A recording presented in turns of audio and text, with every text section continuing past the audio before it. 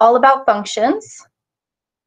And instead of essential questions, I'm instead writing some I can statements. All right, so these are the things you'll be able to do after this lesson. I can identify whether a relation is a function and explain why or why not. I can identify the domain and the range for a given function.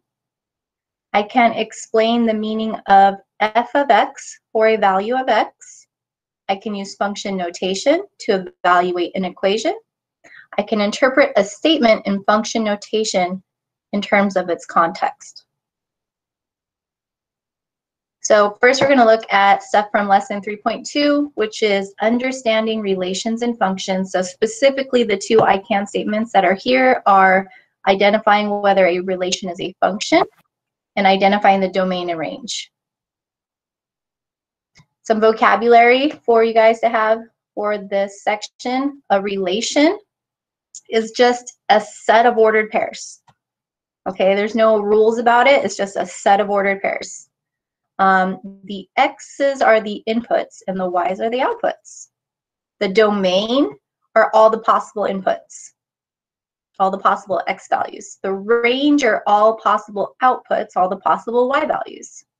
A function is a type of relation, but specifically there is only one output for each input, and that's what makes it a function versus just a relation. Okay, all functions are relations, but not all relations are functions. We're going to be looking at that today. And one way to help you figure out if you have a function or not, if you have a graph, well, you can do the vertical line test, which states that a relation is a function if and only if a vertical line does not pass through more than one point on the graph of the relation. Remember, vertical is straight up and down. Horizontal is this way. So we're talking about a vertical line.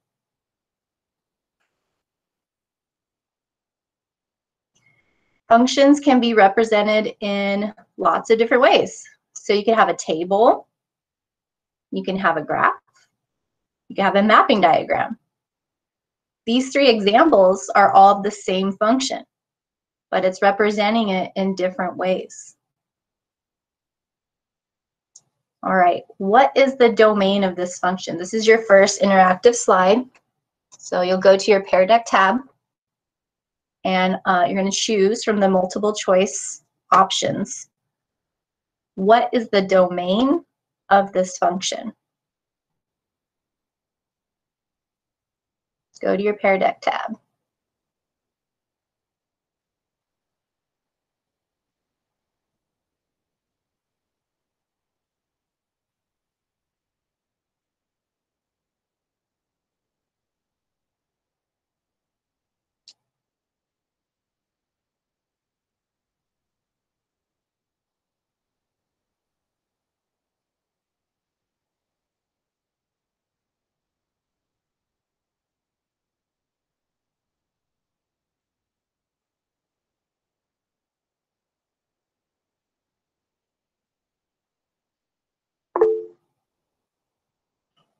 Okay, so to get to the site, just go to our week at a glance. It looks like this, okay? And there's a link right here for period 4, and it'll take you right to the presentation. I have 12 out of 22 responses. Maybe I should give you guys a little timer or something.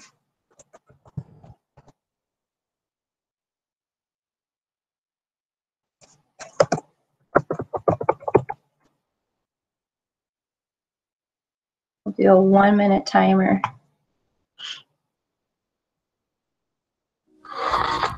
More than 20 million people use Grammarly every day to improve their writing.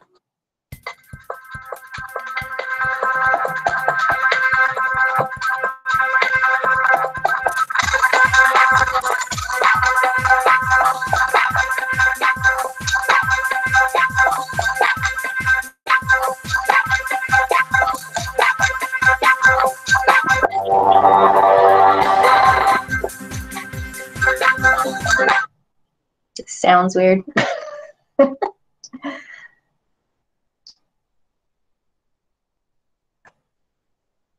Okay, so you're going to choose one of those options.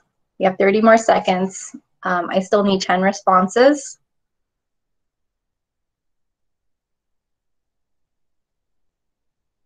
What is the domain of the function?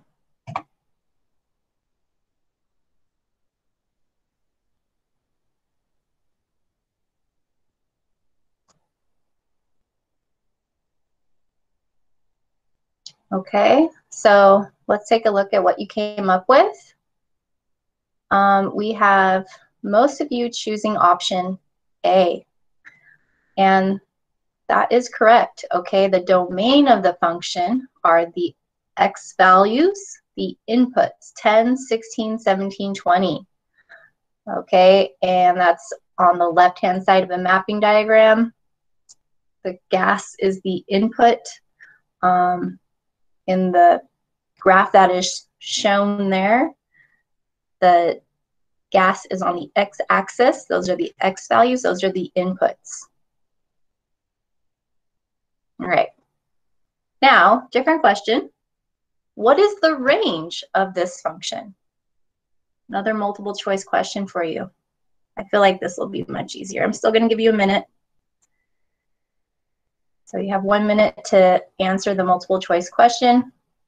Unless we get done quicker than that, I have 8 of 25 responses.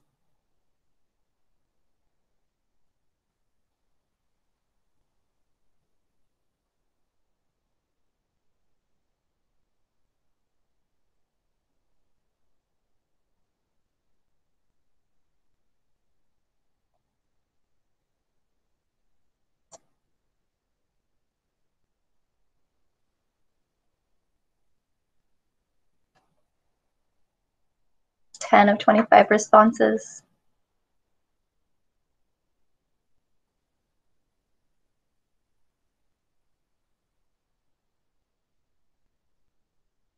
Once you've answered, you could come back to our Google Meet tab.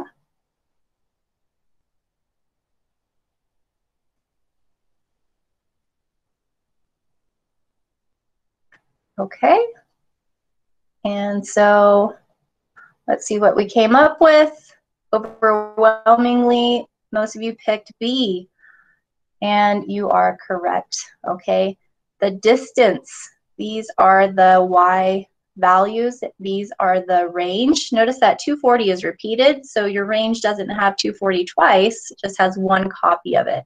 Okay, 150, 240, 300. It's also the right-hand side of the mapping diagram, or it's the y-axis.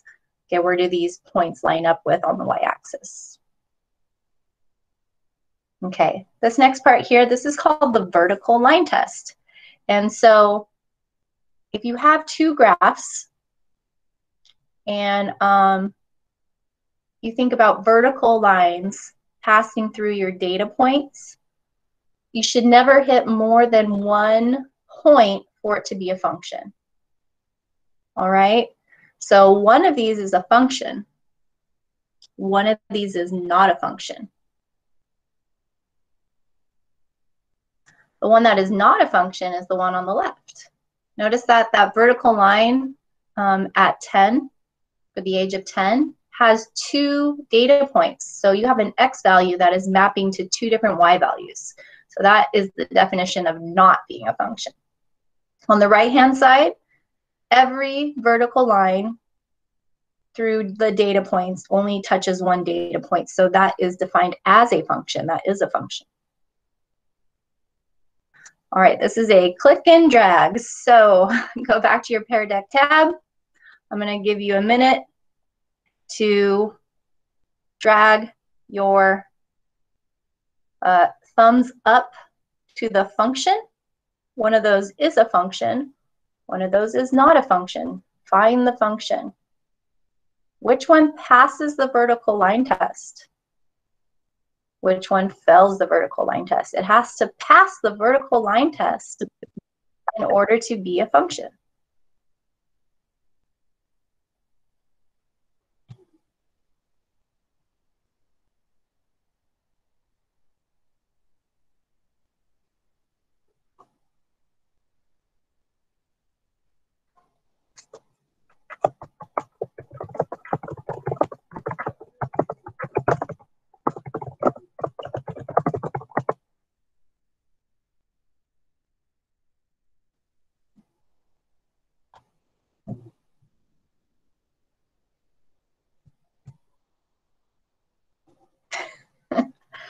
Okay, so let's see what you guys came up with. Oh, we're kind of split. But I think maybe it looks like we might have more thumbs up on the left. Okay, so imagine a vertical line. And if you have a pencil or a pen, you can actually hold up a pen or pencil to your screen and slide it across. If you ever touch the graph more than once, it fails the vertical line test. The graph on the right fails the vertical line test. The graph on the right is not a function. The graph on the left is a function. The graph on the left is a function. Okay, so still talking about identifying functions. So visually we can use the vertical line test, but if we just have some data mapped out in a mapping diagram or a list of values, maybe in a table, or a list of ordered pairs, how do you know if your relation is in fact a function? Well, the definition of a function is a type of relation in which there is only one output for each input. So looking at this screen, looking at this image, hours are on the left. These are our inputs. And notice that from each number in the input, we have one arrow coming out. One arrow coming from 1, one arrow coming from 2, one arrow coming from 3, one arrow coming from 4, and one arrow coming from 5. So when you're trying to figure out if it's a function, you only need to look on the left. You only need to look at the inputs. If I look over here at the cost and I notice that 11 has 2 arrows coming to it, it doesn't matter, okay? That's a repeated y value. That's fine. What we care about is that the inputs are each unique. The x's cannot repeat. So here is another click and drag. Find the function. Find the function. You have 1 minute to find the function. Let's go to your Pear Deck tab and drag your green thumbs up to finding the function.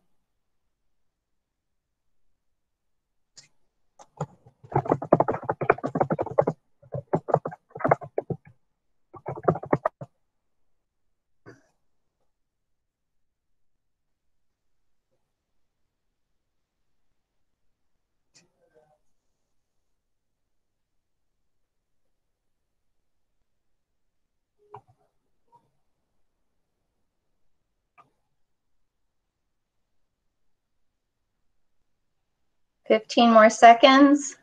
Go ahead and drag the thumbs up. Find the function. One of those is a function, one is not. Okay. So let's see what you guys thought. Again, we're pretty split. We have green thumbs ups all over the place. So remember, guys, we're looking at our inputs. We're looking at our x's. Each x has to be unique. There can only be one arrow coming from an x value. If I go back a slide, notice that this is a function, an example of a function, and everything in the left column has one arrow coming from it. So which of these two options have unique x's? There's no double arrows coming from any x value. It's the one on the left. Okay, 13, 17, 22, 25, 33, they all have one arrow coming out. If I look at this one over here, 5 is mapping to 2, and 5 is mapping to 4, which means the 5x value repeats. You have the 0.52 and you have the 0.54.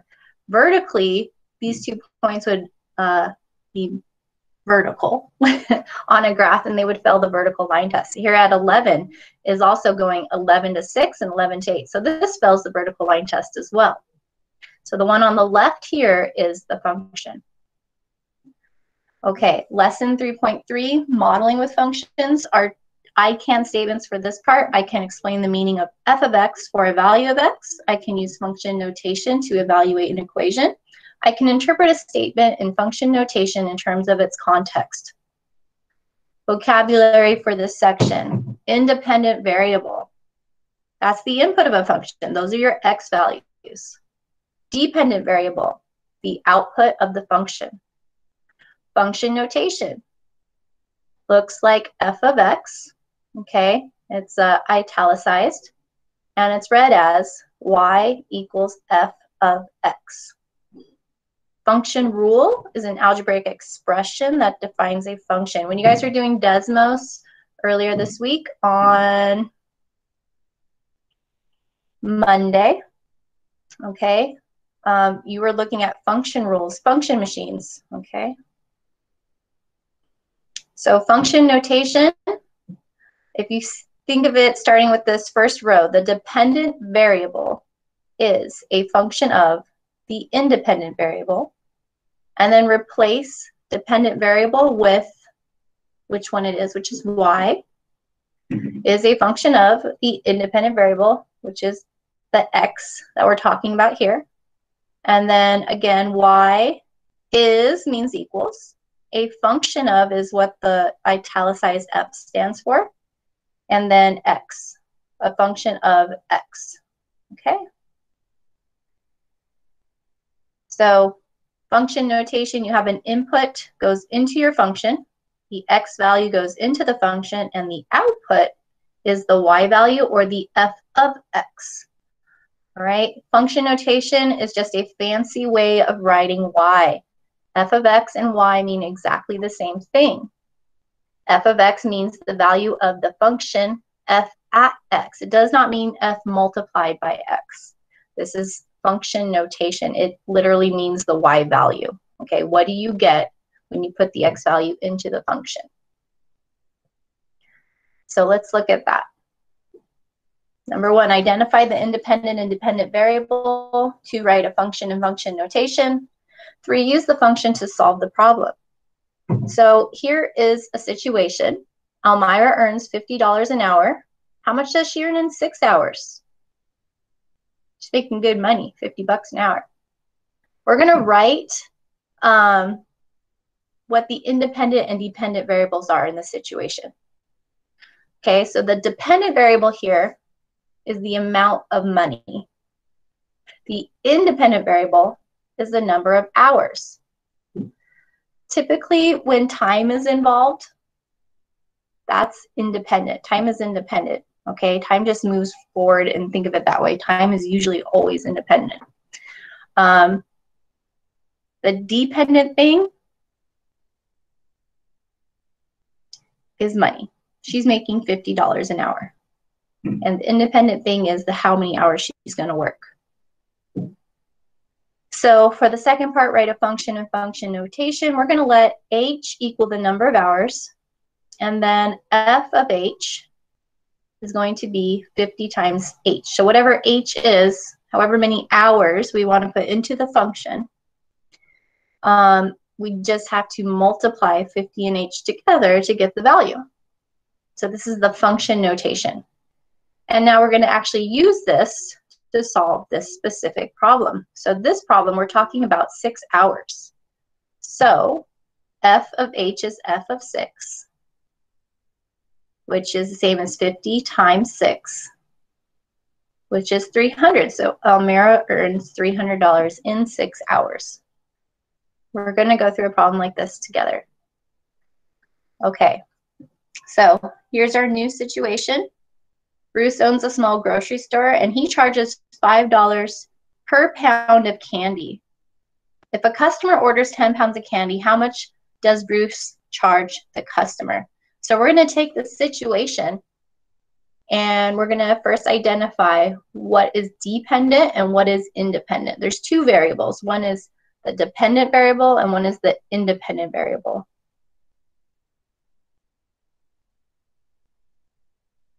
And so this is a multiple choice question for you. I'll give you 1 minute to choose. Which one is dependent? Which one is independent?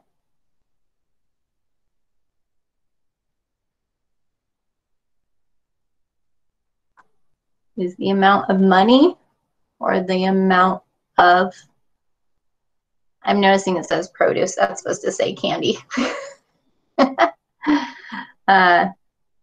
Where it says the amount of produce, just imagine it says candy.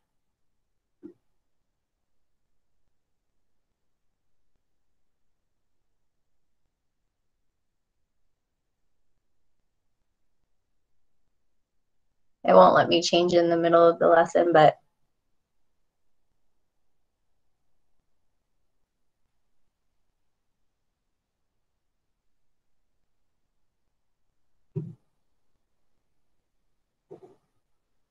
is it A or is it B? And I never started the timer. I got distracted. So I have 17 to 29 responses. Let's go ahead and see what you guys are thinking. More of you say that the dependent variable is money and the independent variable is pounds of produce. In this case, it says produce, but we're talking about candy. And then 7 of you say the dependent variable is the pounds of produce and the independent amount is the money. Well, what was money last time? The amount of money was dependent. Amount of money is dependent again. Okay? That's not changing. It is $5 per pound. And the pounds of candy is independent. So, you know, that's varying as well. Part 2. Write a function in function notation. You're going to choose, and this time I will start the timer. I'm going to give you 1 minute. There it goes. 1 minute to choose which of those 4 functions represents our situation. So go to your Pear Deck tab and choose one of those 4 functions to represent our situation.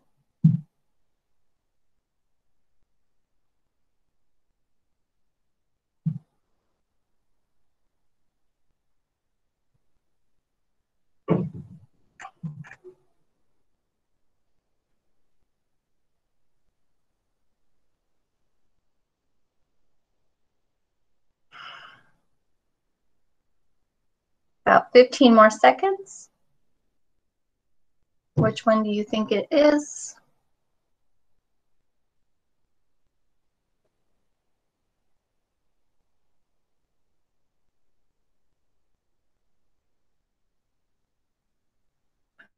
Okay. See what you came up with. In first place, we have f of x is equal to 10 multiplied by x. In second place, we have f of x is equal to 5 multiplied by x. It's definitely A or C.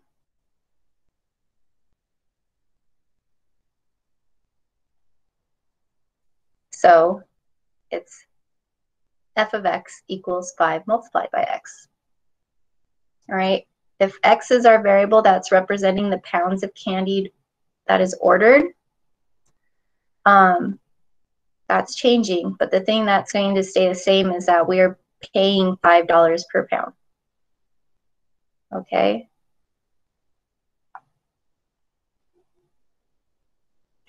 So now you're going to use this function to solve the problem. F of x equals 5 multiplied by x.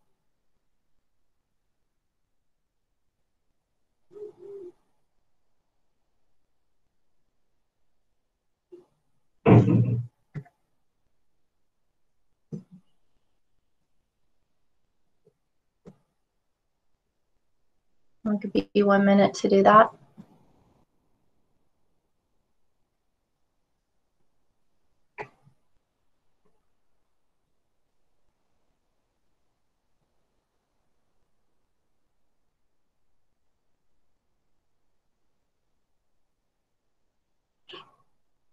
And so this is a drawing opportunity. You can type or you can use your mouse to use the drawing tools. You're going to solve f of x equals 5x for this specific problem.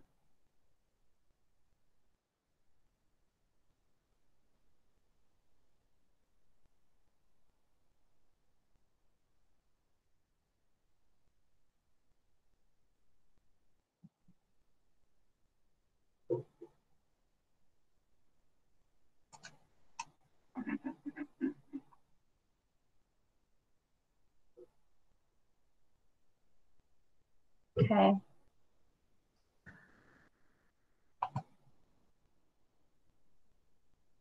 So right here, use the function to solve this problem. If I show some of your responses, f of 10 equals 5 times 10 is equal to $50. That's fantastic. That looks great. That is the answer. That's true. They're not sure. F of x equals 5x. Okay. So we want to substitute out the x with, let me go back. Pounds of candy. X is the pounds of candy. So in the situation, 10 pounds of candy, you're going to replace the x with 10. F of 10 equals 5 times 10, which equals 50. So Bruce charges the customer $50. That must be some really good candy. All right, that's the last slide of this